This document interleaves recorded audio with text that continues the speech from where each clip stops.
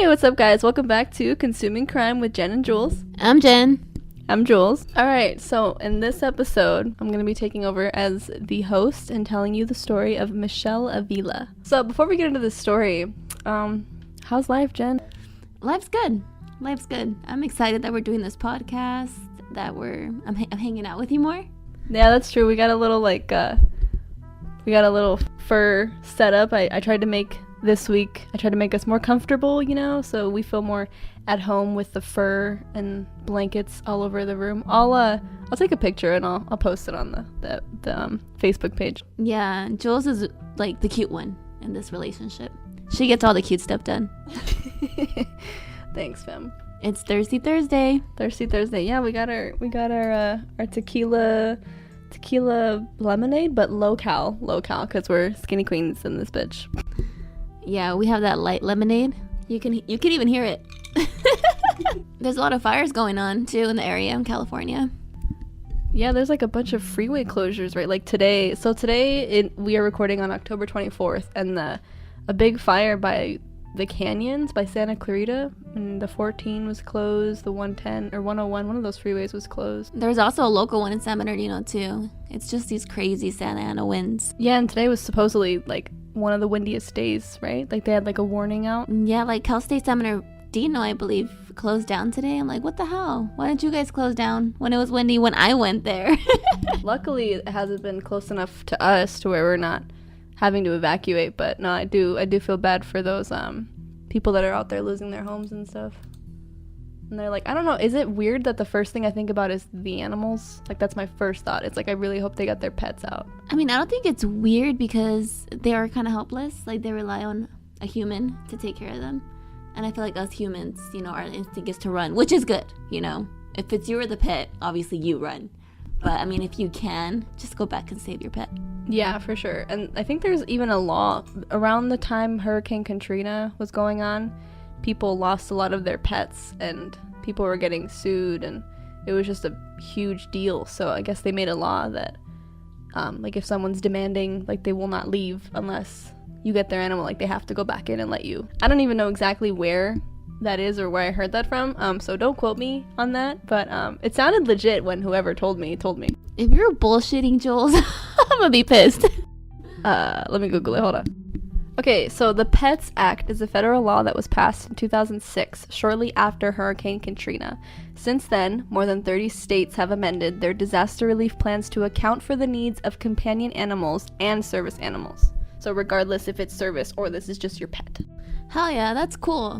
I'm really happy that law exists. Is it all states or? So it's at 30 states. I have to read this and see which ones exactly. Wow, look at this. In 2006, a poll found that 44% of people who did not evacuate for Katrina made that choice because of their companion animals. It may sound crazy, but I wouldn't leave without my animals. If I had to leave without my animals, I probably will never be a pet owner again. I would feel too guilty. Nah, I feel the same way. That's why, like, even not having a pet is nice, because if something does happen, you're not worried about someone else. Okay, so I have a diagram here. It says, so California is a state, and it holds the law true, and it has a plan for it. I'm not going to get into the details because that's not the point of this podcast. But yeah, so just check it out, guys. It's called the Pets Act. In other news, today I'm going to be talking about the Michele Avila murder. So Michele Avila, also known as Missy, I'm going to actually be referring to her as Missy when I'm telling this story. She was killed in 1985. I'm going to tell the story without giving away who killed her. I'd like to try to make it a mystery, even though it might be obvious to most of you out there. So the reason that I'm talking about her is actually because my boyfriend's mom, shout out to Shireen, thanks for giving me this idea. She went to school with Missy, and she knew her brother. I believe his name was Angel. Angel was the name of one of her brothers, also Mark and Christopher. So it was her and her 3 brothers. Missy grew up in Arleta, Los Angeles, and when she was 8, she met her 2 best friends, Karen Severson and Laura Doyle. They were friends, just the closest of friends, 3 musketeers. And around middle school, they kind of started getting into drugs, and Mostly weed, probably, which now isn't that big of a deal. I just cannot stand when people refer to marijuana as a drug. Like, for some reason, it just pisses me off. Well, yeah, because it's 2019. I was talking about Michelle, the murder victim. Oh, do you want to join, Franklin? No. Anyway. Oh, yeah, so marijuana. You know, back in the day, I think it's just a drug because it alters the mind. You know, I think that's what it is. But they do make it sound like a big deal. When, as a 6th grader, like, maybe don't be doing marijuana with your 2 girlfriends. But, so on top of smoking weed, any other drugs they did not mention. But they were ditching school constantly. Managed to still pass middle school, though, somehow. I don't know. So they all proceeded to graduate middle school and went into San Fernando High School. It was here where they started to be less besties. They were still really close, but Missy was always very confident in herself. She never had a problem with competing with other girls. She just knew who she was and wasn't apologizing for any of it. Karen was described as her peers to be loud and obnoxious. Laura was a little weirdo. She would use like the sharp end of a paper or a pen to like trace and carve her boyfriend's initials into the palm of her hand.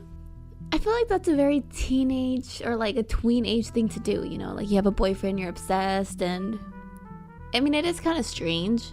I never did that, but then again, I can see like little girls how old were they? Like 12?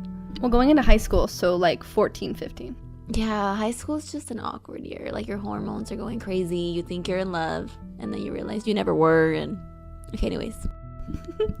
Yeah, so, I mean, I would like write in pen, like, oh, so-and-so plus so-and-so, but like before I'd get out of class, I'd like lick it and erase it because, you know, boys didn't like me. That was my life. And I do have to mention that Karen was a little heavier set and she would get teased a lot for it. And according to Missy's brother, Missy would always stand up for her best friend. And Michelle was 5'2", she was about 90 pounds, so she was slim build. She had, actually, let me pull up this picture for you, Jennifer. Disgusting. She just called me Jennifer, guys. This is so weird. I thought you were saying that about Missy. I was gonna say, dude, we gotta cut that out. That's like heavily offensive. So this is Michelle. Well, first of all, she's like this hot bombshell brunette. She's gorgeous.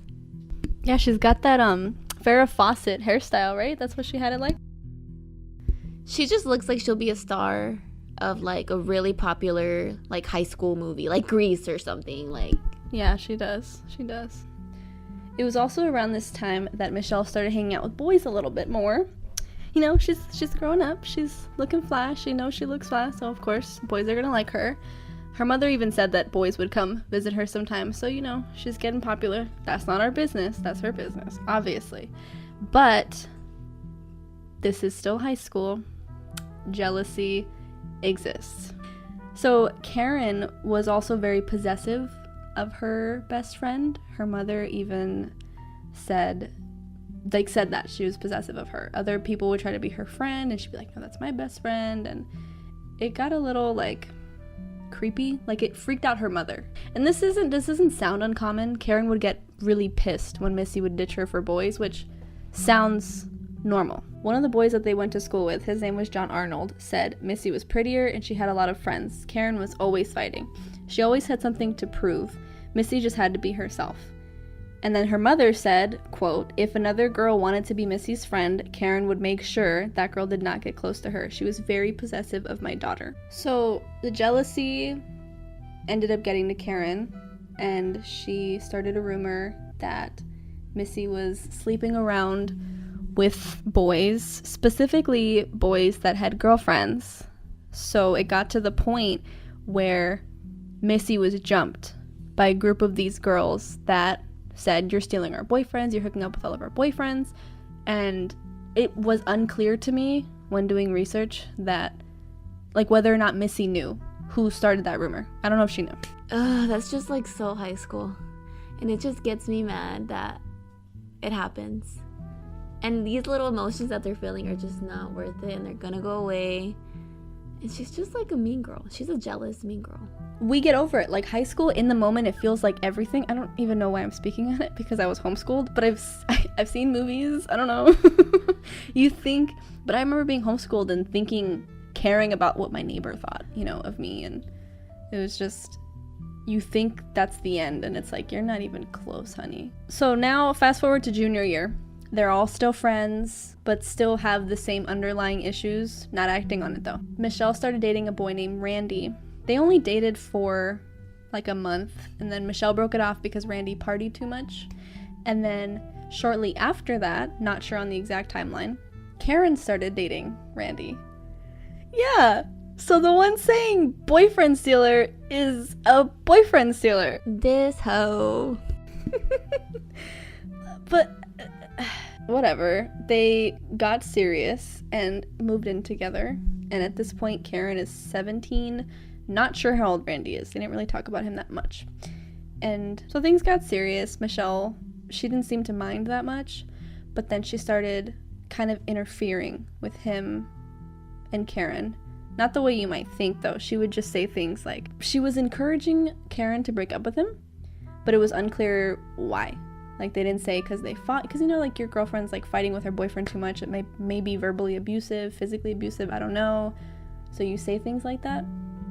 Like, I don't think that Missy was doing it to get him back, if that makes sense. Plus, she said, I don't want him back, but I don't think you guys should be together. Do you think she felt, like, disrespected by her best friend? Because that's just disrespectful. If I don't like a boy, and especially in high school, like, it just means a lot. And, you know, for her to just snatch her ex-man, and that's just gross and weird on Karen's behalf. Nonetheless, this just fueled Karen's jealousy, because in her mind, she's stealing everyone's boyfriend, which, by the way, unconfirmed to this day. Actually, Karen went to Irene, who's Missy's mom, went to her mom, I'm gonna call her Irene, went to Irene and said, your daughter keeps stealing girls' boyfriends. And that's when Irene was like, you know, you need to not talk about my daughter like that, or you can just get out. I don't know what she thought was gonna happen. Does she have a mom? Did Karen have a mom? They, you know, I have two resources. I went to Wikipedia, and then I cross-referenced it with an LA Times article, and they never mentioned Karen's mother. Yeah, she must have not had a mom to have the nerve to go talk to her best friend's mom like that. After this is when the jealousy finally got to Karen, and got to her once again, and they were at the park in front of a bunch of their peers, and Karen started confronting Missy about sleeping with girls' boyfriends. And according to Wikipedia, the story is that she pushed her, slapped her, and broke a beer bottle and, like, threatened her with it. But on the LA Times, there's no beer bottle. So I'm assuming she just pushed her and slapped her. I don't know about the beer bottle. That's kind of weird not to mention. It's kind of a big deal. But anyway, so that happened, and then they didn't talk for about 2 weeks. And then fast forward in that 2 weeks. So on October 2nd, 1985, Michelle went out with her friend Laura.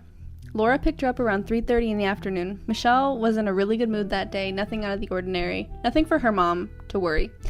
They went, and then around 6 o'clock in the evening, Laura calls her mom and is like, oh, like, can I talk to Missy? She's like, Missy's supposed to be with you. And she's like, no, I dropped her off with these boys in a blue Camaro. Again, difference in sources. Wikipedia says 3 boys, LA Times says 2. I'm gonna go with 2. So 2 boys in a blue Camaro. And she was like, well, why'd you leave her with her? Or why'd you leave her with the boys? And she's like, oh, I just went to, like, drop her off at the park and go get gas, and when I came back, she was gone. So of course, Irene was worried, but she did wait for her daughter to get there. And unfortunately, she never saw her daughter alive after that point. 3 days later, on October 5th, there were 2 hikers walking up alongside a stream in Big Tahunga, and they discovered the body of Michele Avila. She was face down in the water, her hair was chopped off, and she was covered by a 100-pound, 4-foot-long log. So Her death was by drowning, like her face, or she was forced underwater. That's how she died. So because Missy was so popular, this rocked the entire neighborhood. And of course, you never think it's gonna happen to you, to your family, in your neighborhood. So when it does, and it's someone so loved in, you know, in school and everything, it's like, how? That's just so sad. I felt like throughout your story, I was like getting to know Missy, and it just breaks my heart that the mom never got to see her one last time, never got to say goodbye. And it's just like makes you realize like you really have to hold on to the people you have, because like you said, you don't never expect it to happen in your town to the people you know and the people you love. Yeah, and with Irene, like, can you imagine she's hearing all this gossip about boys and jealousy and hatred, and then she's like, oh, it's just high school, like, it'll pass. And then now her daughter's dead. So one of the people that was the most upset when finding out about this was Karen. She started drinking, and she even moved in with Irene, and according to Irene, became like a surrogate daughter to her. She comforted her, they comforted each other, they were each other's rocks. And whenever Irene would go and look for guys in blue Camaros and stop them, and Karen was right there, like next to her. I see a look on your face. What are you thinking? I'm thinking, it's this hoe Karen. Just wait. I think I found my slogan, guys. Just wait. Yeah, guys, since you already kind of gathered who did it, I'm gonna tell you all the creepy stuff she did. So it was Karen. It was Karen. But there's other people involved that I'll get to. She had newspaper clippings. So if you didn't get that it was her from earlier, you're gonna get it now.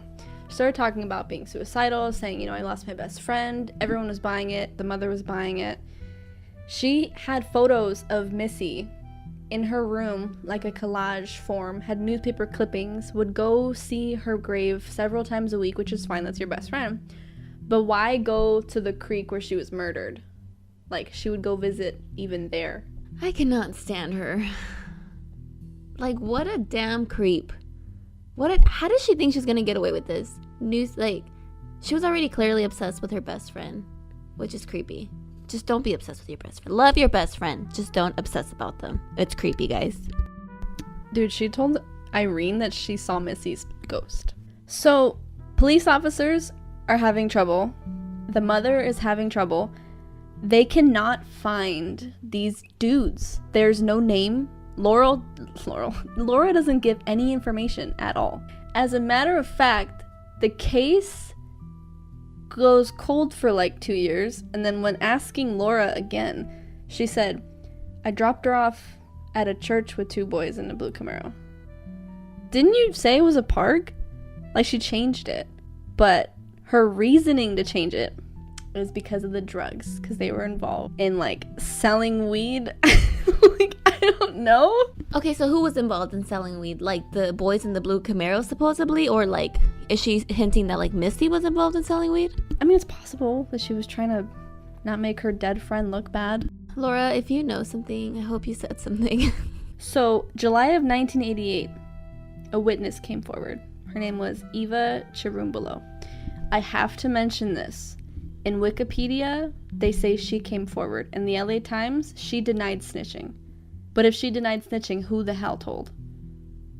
I don't know. It was kind of confusing the way that they told it. But this is the person we find out from, supposedly. I mean, we obviously know who did it. So what had happened was Michelle and Laura were going to the creek. Eva and Karen were following them in their car behind. Unclear if they were meeting up on purpose, because they would hang out at that creek all the time. Or if it was like a plan. You know, we don't know. So once they were all hanging out at the creek, the girls started bickering about the exact same thing, and then Randy's name came up. Karen and Randy are together still at this point. Not physically, just like in a relationship. So they start yelling about him. And Karen was getting very frustrated. She could not stand that Missy wouldn't admit to anything. She was saying, you know, you did this, you did that, and Missy was saying, no, I didn't, no, I didn't. and it was really pissing Karen off to the point where the girls, Laura and Karen, proceeded to chop off her hair, which was like her beauty, her stamp, I don't know. And then that's when they both pushed her head in the water and then put that log over her so that she couldn't move. So Laura did it too. Laura. I thought I liked you throughout this whole damn story. So wait, what did you think that like she dropped her off with Karen, or? To be honest, I genuinely just thought that she really had nothing to do with it. Like, it's just like my friend saying like, hey girl, like drop me off here. Me, I'm not a nosy person. Maybe that's not a good characteristic, but I do not ask questions, girl. Like, I'm just like, bye Felicia, I'll drop you off wherever you want to be dropped off at. And I thought that was what happened. I thought like maybe the boys were like part of freaking stupid Karen's plan. Yeah, so Eva said she had walked away before the murder started, but after the bickering. So this sounds like a deal with the cops to me. This sounds like, if you tell us what happened, we'll give you, what is it called? Immunity? Yeah, something like that. So that's why I'm like, okay, someone came forward. It was her. It was just somewhere that she denied it. But anyway, let me actually show you a photo of these girls in the courtroom. All right, so go ahead and take a look at these photos. On the left, that is Laura, and on the right here, that's Karen. Honestly, had you showed me these photos before, I would have automatically assumed it was them. They look like murderers, legit. But anyway, yeah, these are the girls. I didn't show you the photo earlier because you can, I don't know, to me, I can tell they're in a courtroom. I don't know if it's just because I know, or can you tell? I honestly can't tell they're in a courtroom. They just look evil as fuck. Karen's got this smirk on her face.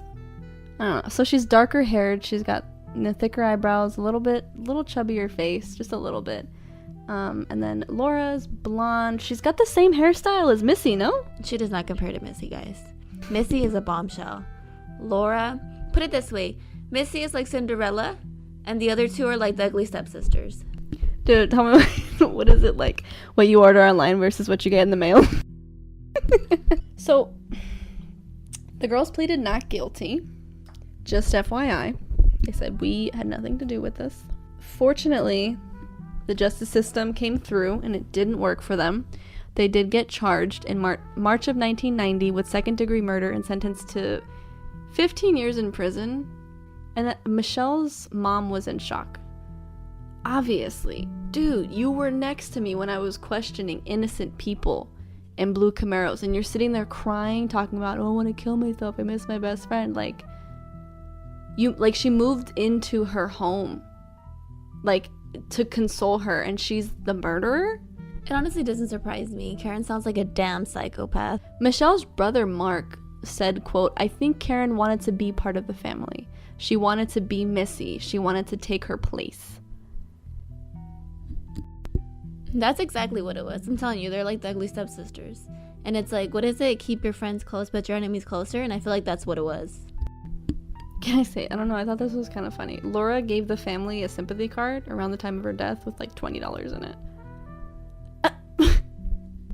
Take your crusty ass $20 back. Seriously, even if she didn't kill her, isn't that weird? Why would you give someone a sympathy card with money in it? Is that like a thing? I mean, maybe to help with funeral expenses, but dude, if this was before I knew she was a damn murderer, I'd be like, oh, that was sweet, but now it's like, that's fucking disgusting, dude. Crusty ass, ugh. Oh my goodness. So Sergeant Bill Patterson, he was the one on the case, and he always knew that the girls knew more about the death than they were willing to admit. But he didn't think that they were the real killers. Mostly because they were always, every time the officers would call, come into the station, they'd go. They would always answer their questions. Besides Laura changing her story that one time. So Karen and Laura both served about 15 years. Let's do the math real quick, because the story is not over. So they're out now.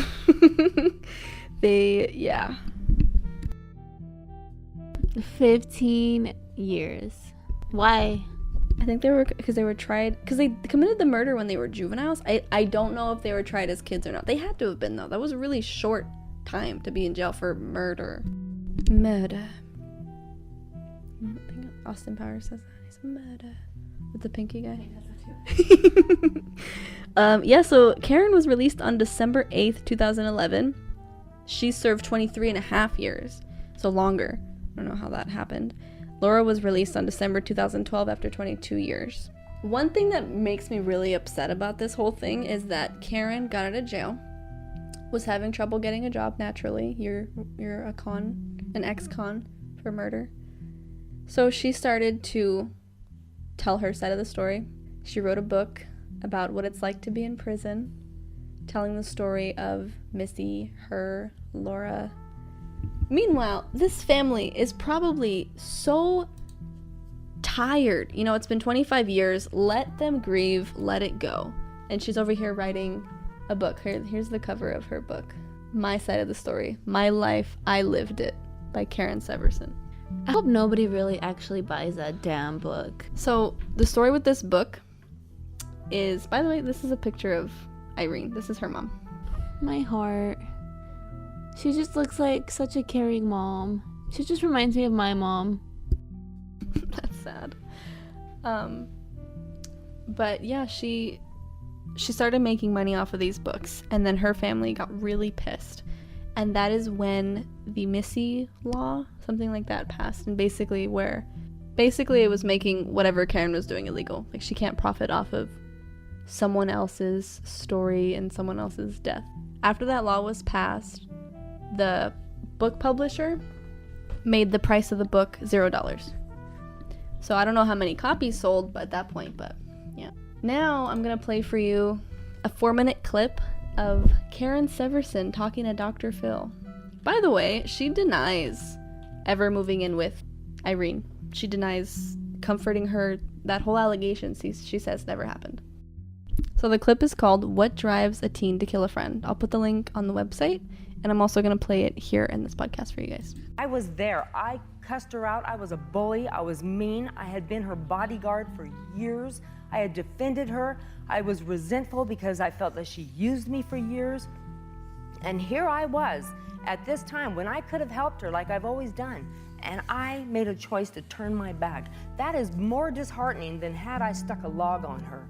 It's harder for my heart to sit here and tell you and all these people that I turned my back on my one-time best friend. I would rather sit here and tell you, yeah, I helped with this log and I put it on. That would be easy for me. How was it that you were so morally corrupt that at this time, if we just take your version of the story, that you just followed along and no, I was there. I drove up there. You did cut her hair and you did push the log over and then left and have no idea what happened with the log after that. But that you were a party to this and you spent 23 years in the penitentiary for it? 23 and a half. 23 and a half years in the penitentiary for it. So they apparently thought you did something of importance. Absolutely. As you look back on this, how were you so morally corrupt that this was okay with you at the time? That this was something that you didn't say, you know what, no way, what the hell are you doing tying her hands behind her back? I'm out of here. I want no part of this. You're right. What was wrong with you that you were that broken that you didn't do that? There's a list. You want a list? No. I just want an answer. You know, the truth, how could I get to that point? I was full of anger, hatred, bitterness, resentment. I had an identity crisis growing up. There are a lot of contributing factors in my life that contributed to this. Was it Missy? No. There was more to my life. And here's the thing, when it came time for this to happen, and we were up there, now here's the thing, we were mean girls, we were bullies, and bullies are pack animals. When one started, we fueled the fire to the next. Individually, we wouldn't do this on our own, I don't believe, either one of us. But you were the bodyguard, you were the one that fought the fights. I fought a lot of fights, I did, and I was tired of it. I was tired of it. So how are you drawn along by these other girls? You were the alpha dog in this. How are you drawn along by the other? Actually, I wasn't the alpha dog. I was drawn along. You fought the fights? We were all friends. I fought the fights for Missy. Yeah. You know, not on Laura and Eva. And we were all friends, and we all went together collectively to confront her. The plan wasn't to go to the mountains. That was an afterthought when Laura was driving by when Eva and I were waiting at the park. So waiting at the park to confront her. But, like... I call BS, dude. She is just trying to make it seem like, oh, you know, like, being a bully is not an excuse. You don't kill somebody. You shouldn't even bully. Oh, we were together. Like, stop. Oh, I just can't freak. She looks like the I'm gonna call your manager person. Like, she has that damn haircut. And her name's Karen. And her name is Karen. Like, she is the typical, can you call a manager? Fucking lady. I can't stand them. Sorry. We bully murderers on this podcast. But that's it. I mean, that's the least they deserve. I don't care. I mean, you killed somebody. You deserve to be bullied for the rest of your life. That sounds so harsh. But I mean, you killed somebody. And then this bit where she... What did she say? Where she was her bodyguard? You fought for Missy. Like, you would get into fights to protect her, and now you're shoving her head in water. You're saying it's not on you? They cut her hair, guys. Like, they legit cut her hair. That just breaks my heart. And when they said that there was a confrontation at the park that other time with the beer bottle supposedly or the slapping, nobody, not one person said Missy hit her back. Which means, like, yeah, she's a bully, and now she's against bullying, and has like a fund for anti-bullying, like an anti-bullying campaign named after Missy. Like, dude, you're still... And I get it, like, it's hard to make money when you're an ex-con, but, like, it should be. And you shouldn't be trying to make a dime and profit off of another family's story. Honestly, I'm all for people changing, and I hope people really do genuinely change. I just feel like she seems very defensive. Like, very, like, oh, like, don't... Even when Dr. Phil was hammering her, and I'm freaking glad. Like, those questions were hilarious because she was forced to answer them in front of people. And I'm glad, because she needs to just own up to what she did. And yeah, maybe it wasn't her fault. It seems like she's trying to bring down other people with her, but it's like, no, you as a person did it too, and just own it. Yeah, I mean, the title of her book is My Life, I Lived It. Like, I don't know. It should be like, my life, I'm owning it. Yeah, exactly. But that was today's story, guys. Again, my sources were LA Times, Wikipedia, and the Dr. Phil Show. Shout out to Dr. Phil. Yeah, make sure to give us 5 stars on Spotify or Apple Podcasts, wherever you're listening. Probably one of those two. Yeah, give us 5 stars, guys. If not, leave some feedback. We would like any feedback, just to see what you guys like, what you guys don't. It won't hurt our feelings, but just be nice. I just want to clarify, it will 100% hurt my feelings, but I'll get over it and I'll work on it. It's a great show, guys. I heard it from outside. Thanks. I'm a #1 fan. Hey, did you follow our Facebook page? Did you follow our Instagram page? Did you give us 5 stars on Spotify and Apple Podcasts? This is a hint to all of y'all listening, by the way. Alright, guys, until next time, thanks for consuming crime with us. Toodles!